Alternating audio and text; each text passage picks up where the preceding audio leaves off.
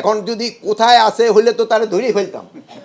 যদি আমাদের কাছে যদি ওইরকম নিউজটা থাকতো তাহলে তো ধরে ফেলতাম। না না, আর সব কটা শুনে নেই, তারপরে চলে যাবো।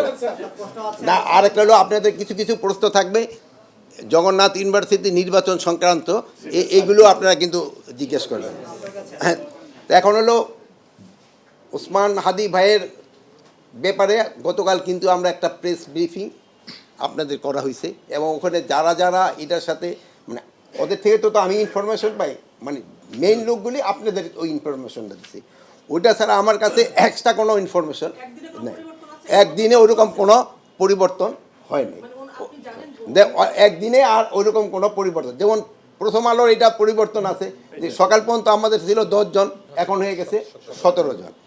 তারপরে আপনার ইসেরটা যেটা ওই কি বলে 30 সালের ওখানে যেই ময়মনসিংহে হলো, ওই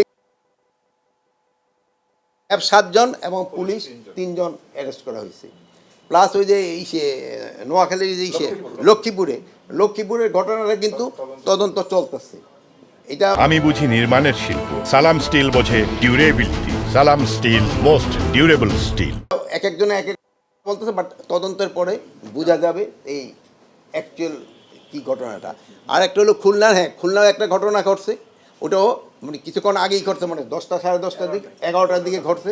আমরা এই অলরেডি আমি কেএমপি কমিশনারের সাথে কথা বলছি, উনি পুরো ঘটনাটা বিস্তারিত জেনে আমাদের জানাবে। এখন যদি কোথায় আছে হইলে তো তারা ধরেই ফেলতাম। যদি আমাদের কাছে যদি ওইরকম নিউজটা থাকতো তাহলে তো ধরে ফেলতাম। এমন কোথায় আছে এই জন্য দেশেও থাকতে পারে, বাইরেও থাকতে পারে, বাট আমরা একজাক্ট লোকেশন যদি জানতে পারতাম তো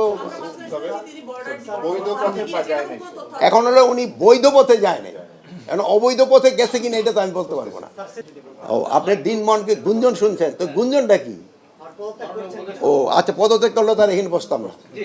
আর এখন জগন্নাথ ইউনিভার্সিটি যদি কোনো প্রশ্ন থাকে বলেন, তা নাহলে আমি এখন না ইউনিভার্সিটির যদি কোনো প্রশ্ন থাকে বলেন।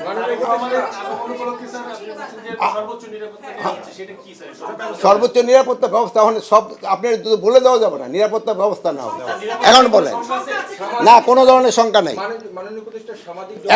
এখন সামাজিক যোগাযোগ মাধ্যমে কি আছে ওইটা আমি এখন উত্তর দেবো।